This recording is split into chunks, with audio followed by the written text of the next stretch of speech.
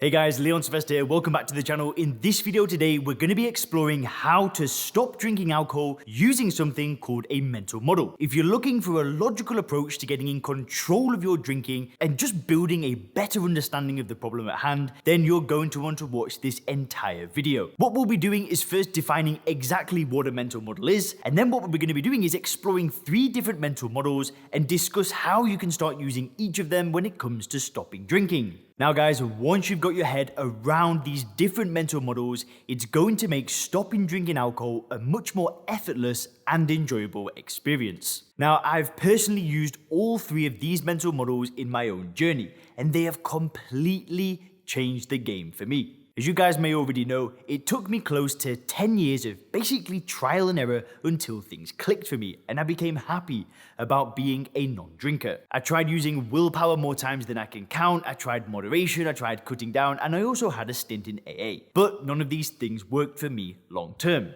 That being said, if I knew about these mental models beforehand, I have absolutely no doubt at all that it would have sped up my journey dramatically. And guys, don't forget, if you want my personal help stopping drinking without AA, without willpower, without rehabs, then make sure to click the link below this video. There'll be a short video to watch explaining how the Sober Clear program works, and then you'll be able to book a short call and we can see if the Sober Clear program may be a good fit for you. So without any delay, let's get into it.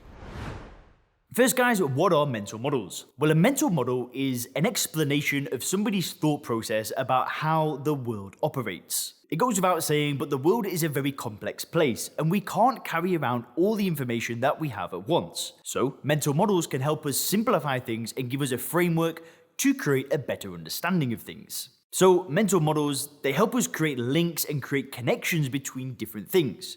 And when it comes to stopping drinking alcohol, it can just change absolutely everything. We can create links that we didn't know were there before. So in other words, using mental models effectively can help you understand life, it can help you solve complex problems, and it can also help you make much better decisions. So let's jump into the 3 mental models that can be applied to living a great life without alcohol. So the first mental model is first principles thinking. Now, if you are a regular viewer of this YouTube channel, or if you're a member of the Sober Clear program, then you'll know that first principles thinking is a mental model that we can use to start to build a paradigm where we see alcohol for what it is. As in, we see alcohol without the illusion of it being a good thing, something that's beneficial to us. Now, what most people do when they try to stop drinking is they reason from analogy. This means that they go to society and they say, how do I stop drinking? Now, when this happens, society pretty much always responds the same way. Society are going to say things like, it's extremely hard. Why would you want to stop drinking? How are you going to relax? Don't you know that it's dangerous? Maybe you're an alcoholic. Maybe you've got an addictive personality. Don't you need to see a therapist? Well, if we were to reason from analogy, we'd take this kind of advice and we'd apply it. And this is exactly what I did for close to 10 years, and it kept me stuck. So instead, when you reason from first principles, you break down all of the component parts of the problem at hand. And first principles thinking can be illustrated like this. The blue square represents the problem drinker, and then we analyze all of this information, which is illustrated by the red dots. We synthesize this new information to create a new paradigm where you become sober clear. And what this means is you do a lot of study, a lot of introspection, and you really start to question your beliefs around alcohol one by one. When you're able to do this effectively,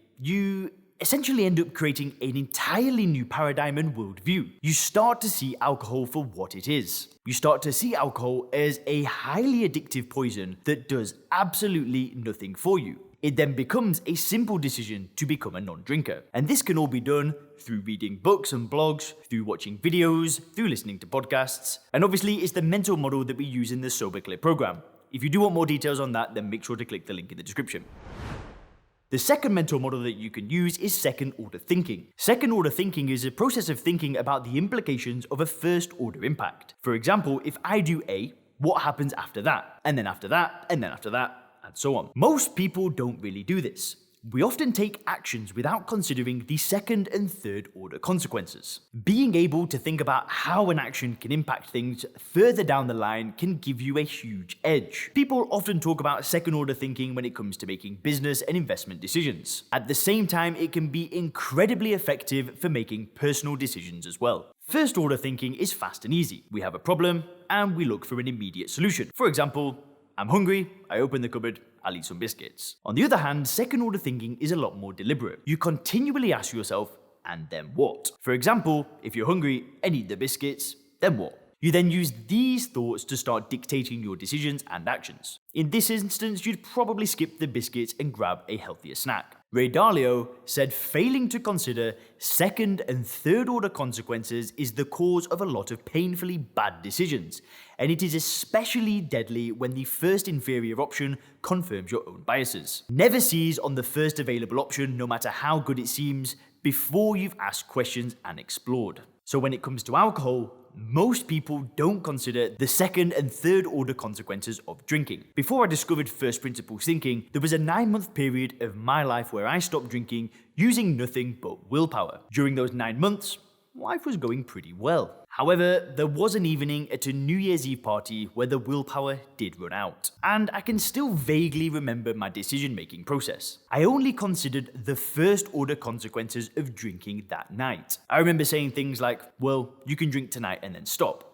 You can just have a few. You can deal with the hangover. You have nothing to do tomorrow. And at that point, I made the decision to drink. However, I didn't consider the second, the third, the fourth, the nth consequences. The second, third, fourth order consequences were pretty severe. Because alcohol is an addictive drug, the next few weeks and months, they started seeing my drinking increase. Before you know it, I was skipping workouts, I wasn't giving my business the attention that it needed, and slowly but surely, things got completely out of control. The first order consequence of taking a drink, they were seemingly insignificant. However, the second and third order consequences were drastic. So next time you even consider drinking, you can use second order thinking to think more critically about the consequences of your actions.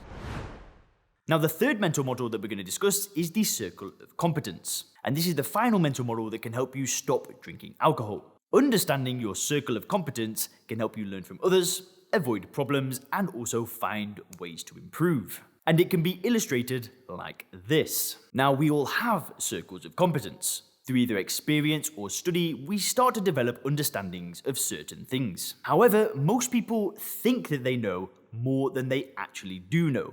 This stops a lot of people from asking for help. In other words, their ego stops them from growing. Whilst it's good to stay within your circle of competence when it comes to certain things, for example, investment decisions and business decisions, being mindful of what's outside of your circle of competence and finding help is a great way to solve challenging problems. Now, when it comes to stopping drinking, this is absolutely massive. A lot of people that try to stop drinking think to themselves, I'll be fine. Even after failing numerous times already, they still think that they know how to do it. And that was me for a very, very long time. On the contrary, when we're mindful and we use our circle of competence as a mental model, we start to accept that we don't know everything about a problem, so you end up seeking help. If you're anything like me, you probably think that it takes a very strong person to do things alone. However, one thing that I've realized after building SoberClear is that it takes a lot more courage to say, I need help, than it does to kind of shrug your shoulders and just do things alone. At this point, excluding my degree, I've invested close to $18,000 into hiring my own coaches and consultants to help me with setting up and building SoberClear. See, I know my circle of competence, which is helping people stop drinking. I'm confident that I can get most drinkers that want to change to become happy non-drinkers through the SoberClear program and using first principles thinking. However, I'm no longer afraid to hire somebody that can help with things outside of my circle of competence. I don't allow my ego to stop me from growing. For some people, they know that going to AA is the way for them.